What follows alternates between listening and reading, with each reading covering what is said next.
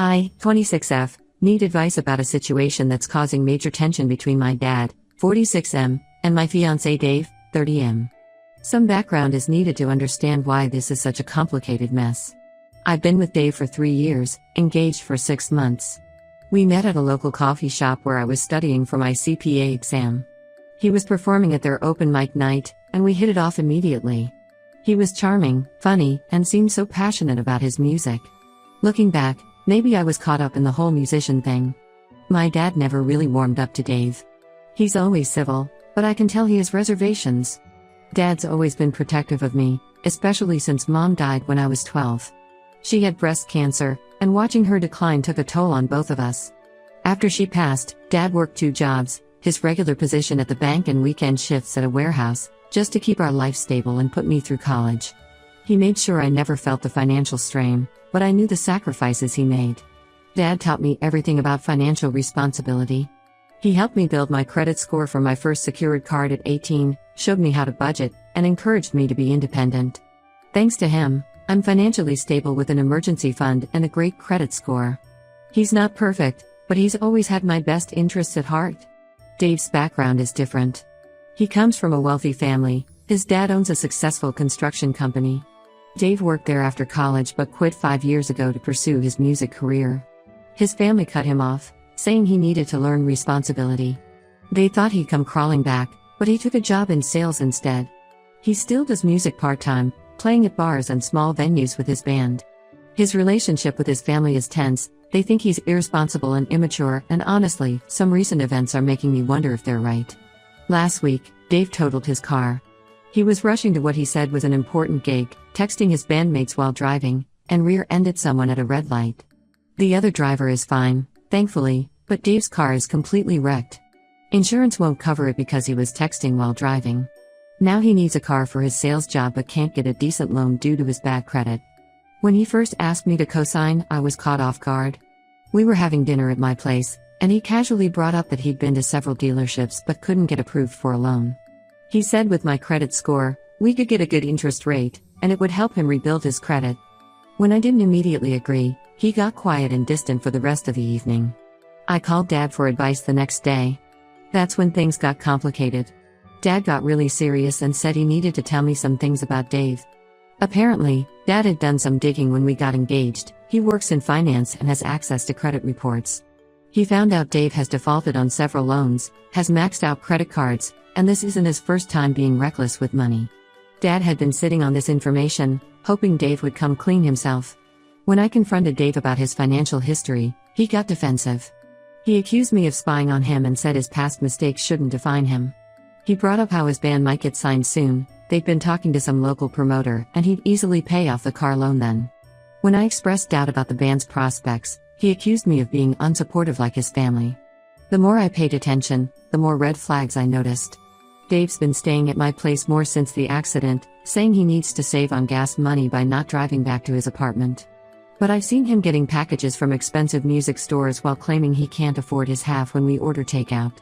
When I asked about this, he said the equipment was essential for his music career and accused me of being materialistic like his family.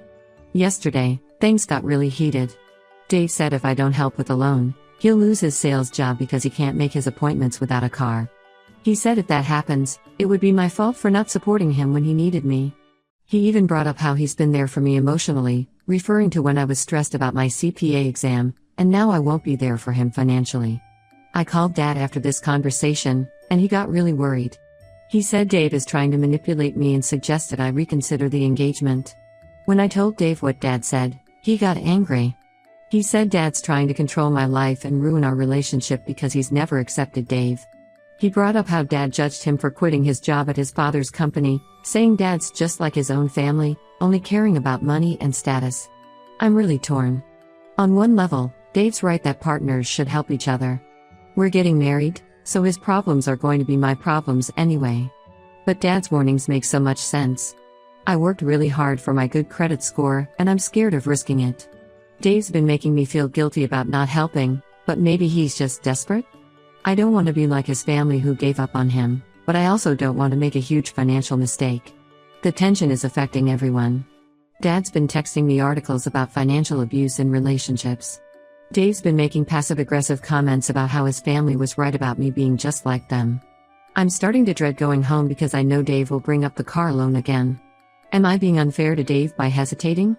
Should I trust my dad's judgment or give Dave a chance to prove himself? The engagement party is in 2 months, and I need to figure this out before then. Edit. Thanks for all the responses. A lot of you pointed out red flags I hadn't considered, especially about the music equipment purchases.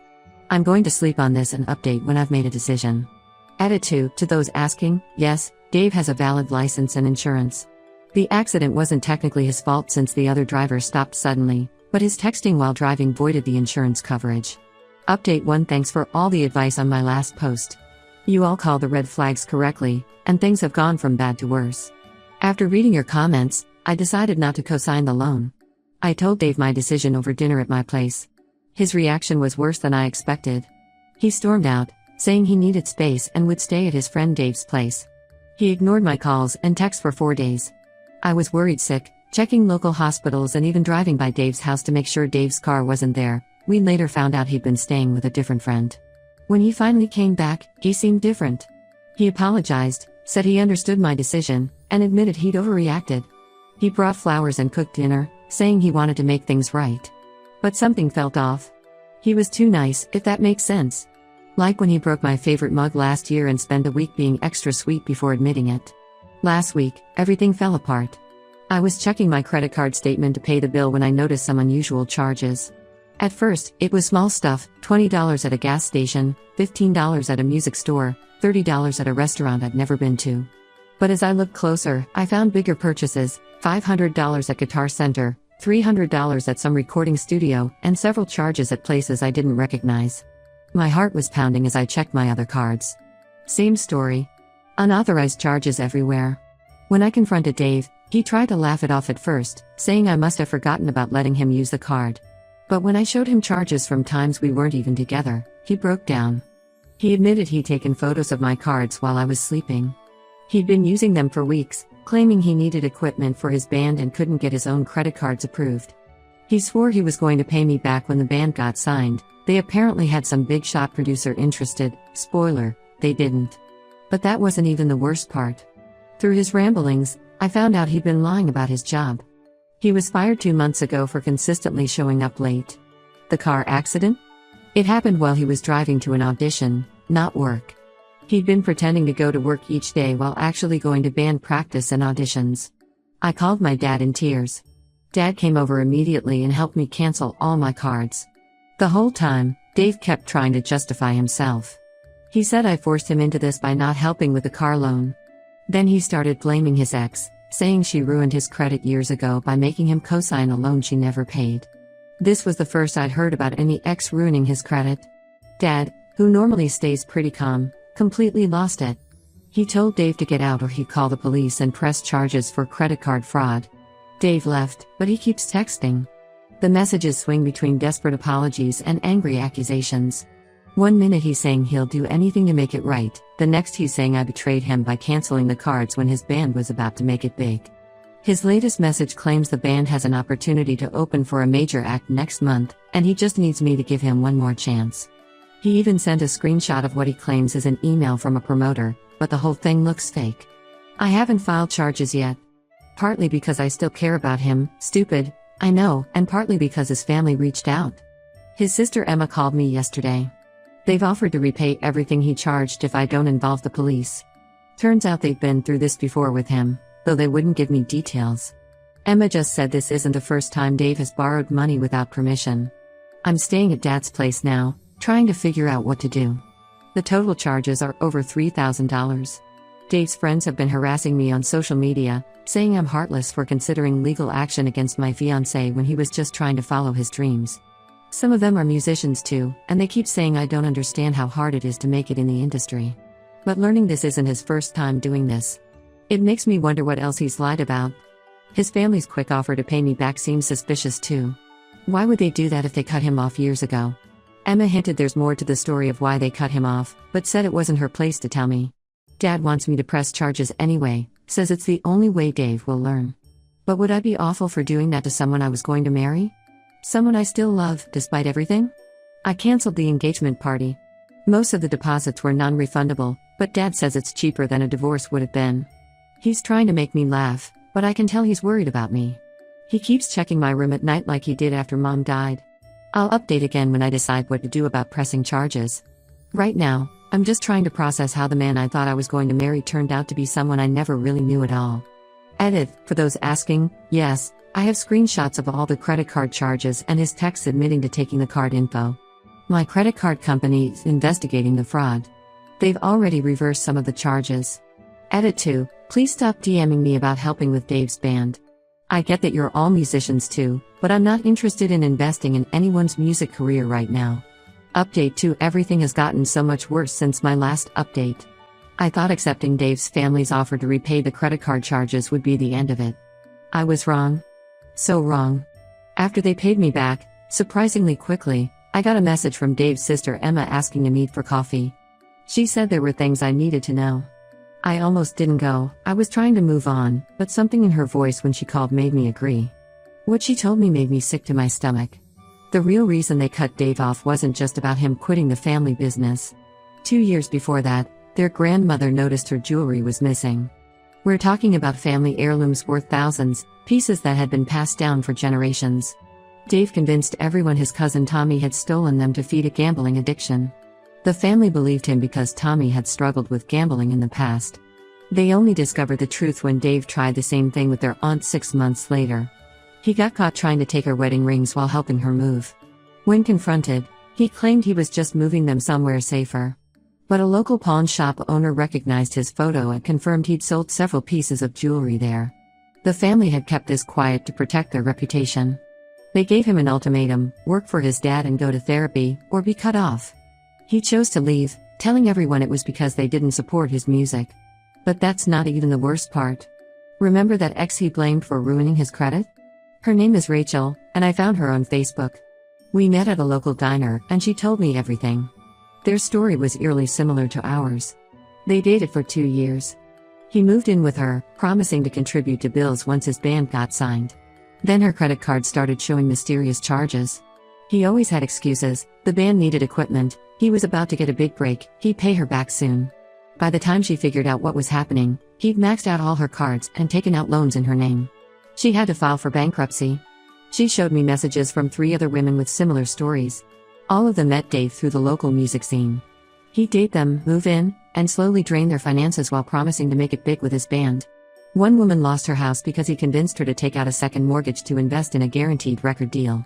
Another maxed out her student loans buying him equipment. He had a pattern: find women with good credit, love bomb them, move in, then bleed them dry. I was shaking when I left the diner. I drove straight to Dave's apartment to confront him. He was actually there for once, writing what he claimed was going to be his band's breakthrough song.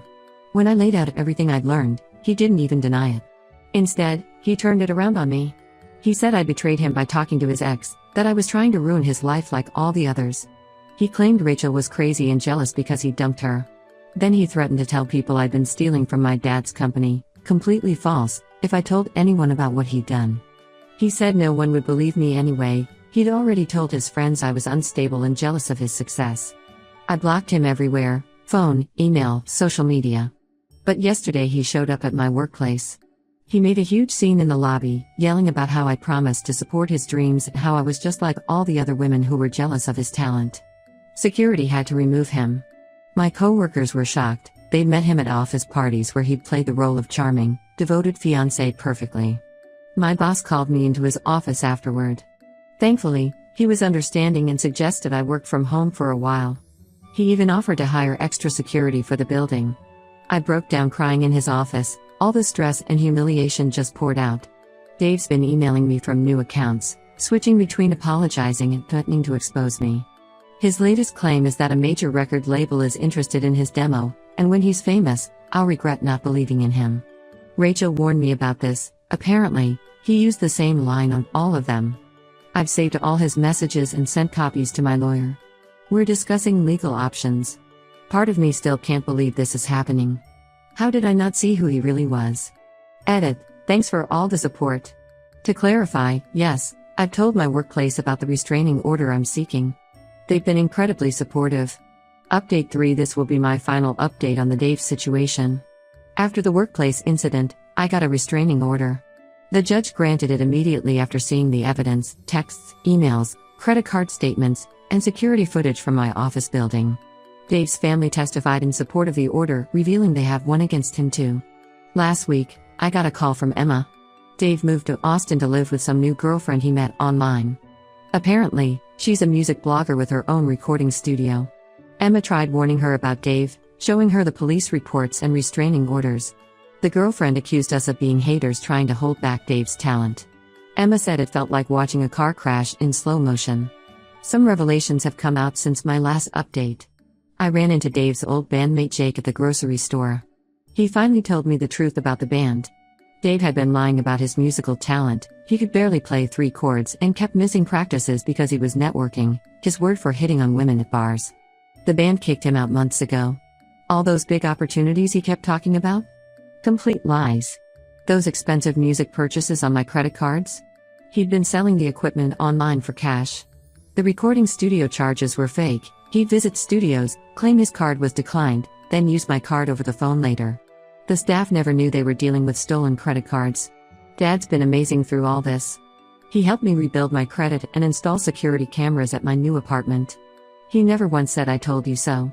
Instead, he's been helping me deal with the fallout. We even started a Sunday dinner tradition again, like we had after Mom died.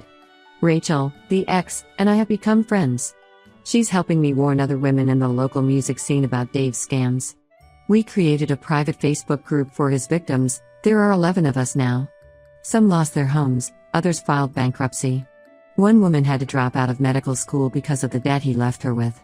Dave's latest girlfriend has been posting about their fairy tale romance on social media. Pictures of them in her studio, captions about supporting his dreams, hashtags about being a boss babe power couple. It's like watching my own past play out again. Emma says their parents are already setting aside money for when he inevitably drains this girl's accounts. I'm not dating right now. Focusing on my career instead, got a promotion last month. The whole experience made me realize I need to trust my instincts more. Looking back, there were so many red flags I ignored because I wanted to believe in love. Dad bought me a new coffee maker for my apartment. I'd been avoiding coffee shops since that's where I met Dave. The card said better coffee, better choices. It made me laugh for the first time in months. To those who said I should have listened to my dad from the start, you were right. At least I found out before marriage and kids were involved. The engagement ring is being sold, and the money will go to a domestic violence shelter that helps women escape financial abuse. This whole experience taught me that sometimes love really does make you blind. But I'm not ashamed anymore. I'm angry, not just for myself, but for all the women Dave has hurt and will hurt. At least now there's a paper trail of restraining orders and police reports for his next victim to find. Thanks for all the support, Reddit. Your comments helped me see things clearly when I was still making excuses for him. I won't be updating again. This chapter of my life is finally over. Edit, stop asking for the name of his new girlfriend's studio. I won't help dox anyone, even if it's to warn them. Edit 2, yes, I've considered writing a book about this experience. No, I'm not going to do it. I don't want to give Dave any more space in my life.